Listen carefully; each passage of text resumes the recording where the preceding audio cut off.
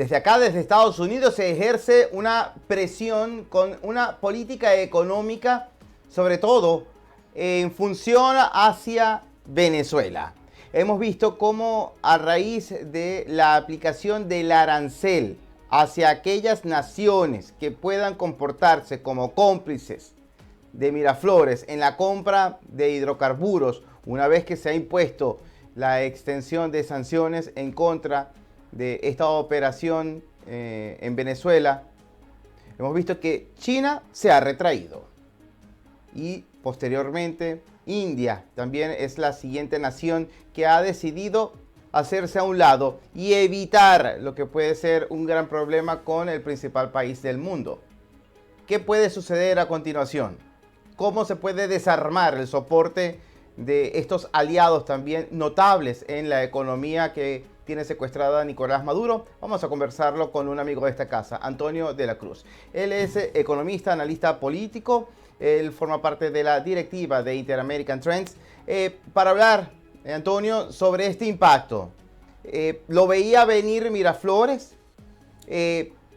¿Ha ejecutado una quizás actitud de colaboración con el recibimiento de nacionales venezolanos que se encuentran en un proceso de deportación? No obstante, hay resistencia y se insiste por la vía política, por la vía económica y también diplomática de seguir acorralando a Nicolás Maduro. ¿Es efectiva? Cuéntame tu diagnóstico, por favor. Bienvenido. Muchas gracias, José Pernaldete, por la invitación. Un placer siempre estar contigo y tu audiencia. ¿Qué pasó con las sanciones o las tarifas que impone el presidente Trump? Él básicamente, en una estrategia de que ya las sanciones por sí mismas no generan el resultado que se espera porque las burlan, las evaden, y eso se demostró con las sanciones de su primer gobierno. El presidente Trump ha tomado la decisión de usar los aranceles como una arma de guerra, una arma de lucha, y en ese sentido ejecuta el 25% de cualquier país que compre crudo directa o a través de terceros venezolanos. ¿Qué significa esto?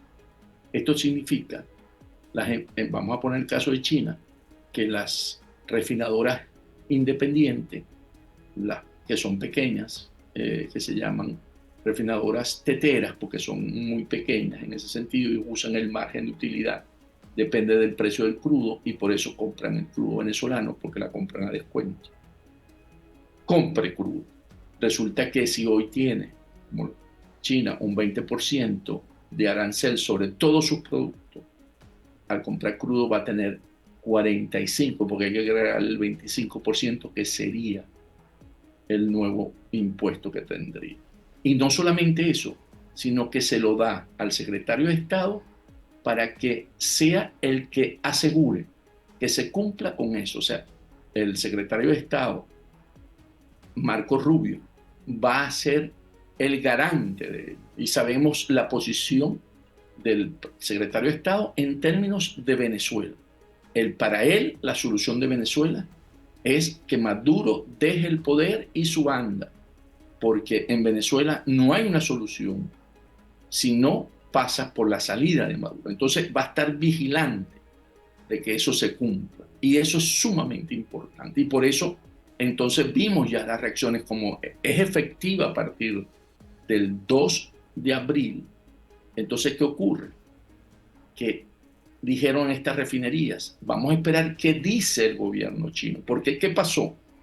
Anteriormente con las sanciones, o no anteriormente, con las sanciones, el responsable de que se cumpla es el Tesoro de los Estados Unidos. Entonces, por lo tanto, los recursos que tiene que disponer en ello no son suficientes. Si bien es cierto, capturan, lo hicieron recientemente con Irán, con unas navieras que llevaron crudo a China, y entonces sancionaron a empresas chinas, indias y mismas iraníes, pero no tiene el mismo efecto, porque ahora quien tiene que velar que ninguna de estas empresas compre crudo venezolano es el gobierno de cada país. O sea, para China, y ahí hay una decisión importante por parte del gobierno chino, si va a permitir que las refinerías compren crudo venezolano. Por supuesto, yo no voy a poner en duda que van a tratar, pero van a tener que tener un blindaje para poderlo hacer, porque si se demuestra,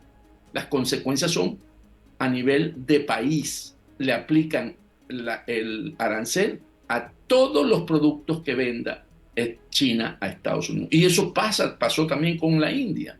La India, la refinadora, la refinería Reliance, en la misma condición.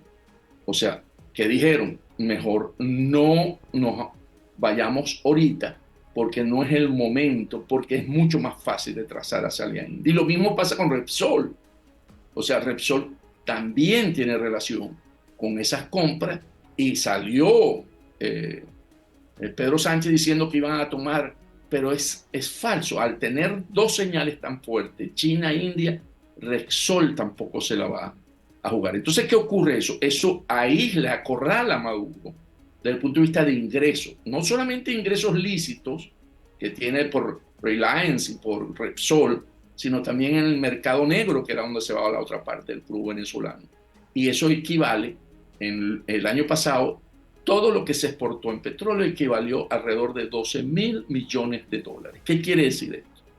Que al hacer efecto esto, de aquí al final de año, debe estar en riesgo porque hay una producción que está viniendo de Estados Unidos, manejada por Chevron, que después tendríamos que calcular el efecto hasta mayo, que va a estar alrededor de unos 6.000, 7.000 millones que deja de percibir Maduro en caja. Es cierto, eso es muy cierto, y que va a afectar, porque en la parte de los ingresos lícitos lo usa para la corrupción y lo ha usado para el lavado de dinero y lo ha usado para la represión. Ningún dólar que ha entrado por las licencias, que son alrededor del 23 y el 24 en 2 años, alrededor de unos 18.000 millones de dólares, ¿verdad?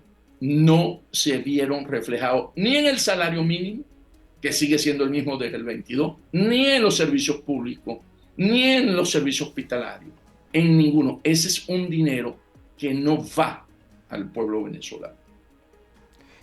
Antonio, pareciera coherente esta medida en la que además de sanciones aplica aranceles, alertando a la comunidad internacional que por omisión o por complicidad puede acarrearse un problema grave desde el punto de vista de economía. Las naciones por el mercado negro no querrán arriesgarse tampoco. Entonces, ¿esto puede ser una medida efectiva, es coherente, es sostenible? Pregunto.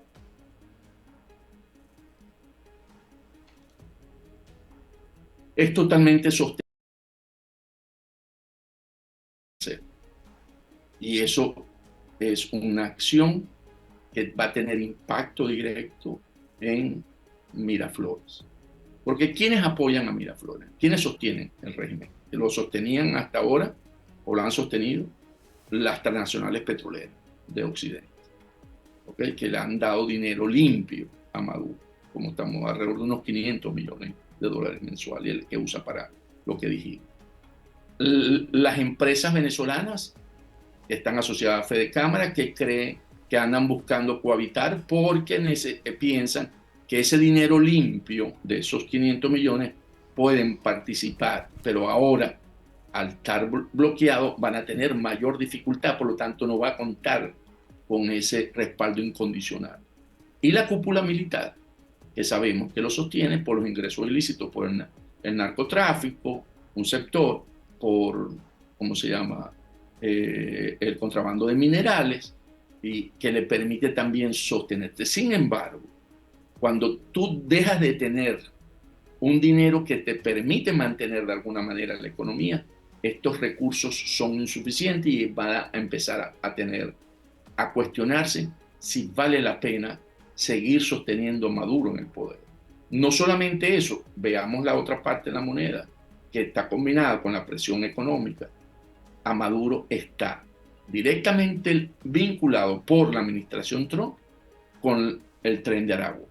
Entonces, al meterle también el componente de apoyo a una organización terrorista, el grupo, la cúpula militar, va a tener que pensar cómo seguir sosteniendo a Maduro en el poder. Entonces, esto tiene un efecto, por supuesto, se va a sentir en la economía, por supuesto, van a haber menos dólares, por lo tanto, la relación Bolívar-dólar va a incrementarse, y como nosotros no producimos nada, tenemos que comprarlo todo, porque han destruido la economía y la industria, entonces va a haber un efecto inflacionario. Pero este efecto inflacionario no me puede permitir a mí no ver la película completa, que el problema no son ni las sanciones, ni las tarifas, ¿verdad? El problema es Maduro, porque tú sacas de esa ecuación a Maduro y todo se restablece, vuelve. Entonces, el efecto ese que se dice, y el pueblo no está mejor hoy que en el 22, cuando estaban las sanciones, está en peores condiciones porque se ha deteriorado el servicio eléctrico. Entonces, hoy el pueblo no está mejor porque haya habido licencias para que Chevron pudiera exportar el crudo, Repsol pudiera exportar el crudo, Reliance comprar crudo para su refinería. Entonces, esa película que están montando es totalmente falsa, porque aquí el que tiene que entender que están acorralándolo y que tiene que buscar una salida negociada para una transición en Venezuela es Maduro y su cúpula. El seguir resistiéndose es precisamente seguir sometiendo a ese pueblo a condiciones por culpa de ellos.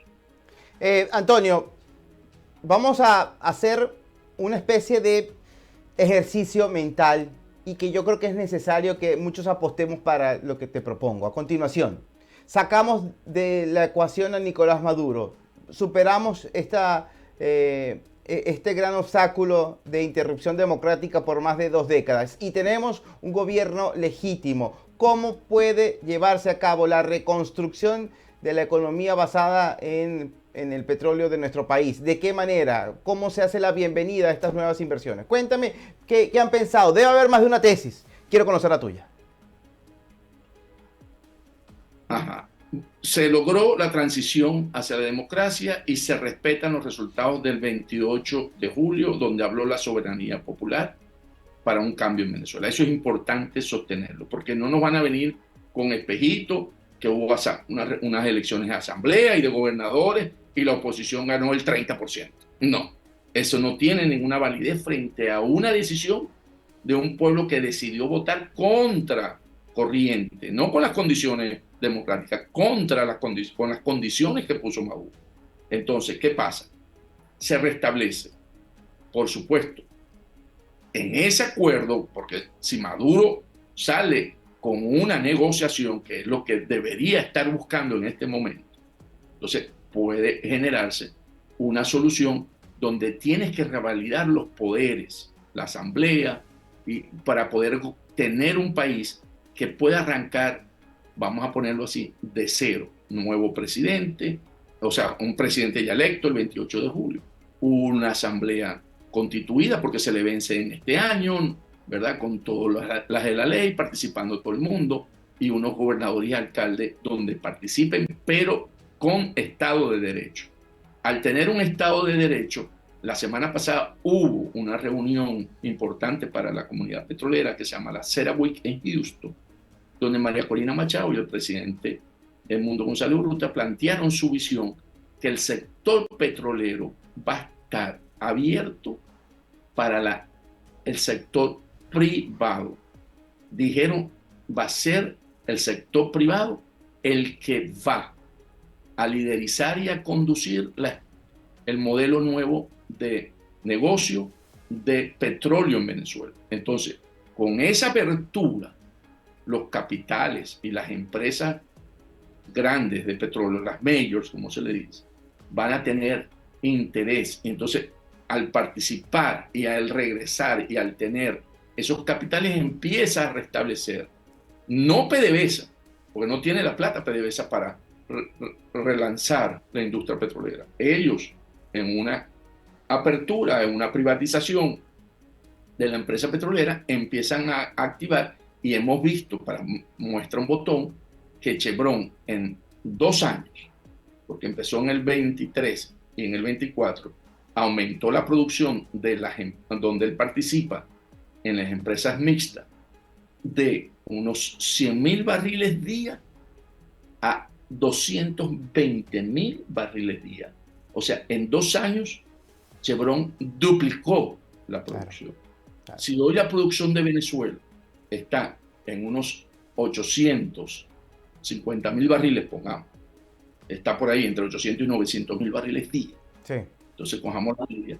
Esto quiere decir que en un esfuerzo de apertura y de acción por parte de las grandes empresas petroleras, Venezuela a la vuelta de un par de años podríamos estar produciendo tranquilamente cerca de los 2 billones de barriles, un poquito menos, y en un plan de corto plazo de 5 años estaríamos en 3 millones de barriles día, lo que permite que la economía venezolana vuelva a activarse y que genere, porque si bien es cierto, la industria petrolera es de capital intensivo, pero genera una serie de beneficios de empresas que se mueven alrededor. Y que para que lleguemos a ese punto tenemos que rescatar lo primordial, la legitimidad de un gobierno en Miraflores que sea electo por el pueblo. Ese es el punto de comienzo. Es muy fácil, ya está listo, ya el pueblo habló el año pasado. Ahora tenemos que dedicarnos a recuperar nuestro Estado de Derecho. Antonio, muchísimas gracias. Un gran abrazo a la distancia. Saludos a todo el equipo y saludos en casa. Un gran placer, José. Seguro que sí. También. Seguro que sí. Conversábamos con Antonio de la Cruz, él es economista, analista político, director de la organización Inter-American Trends.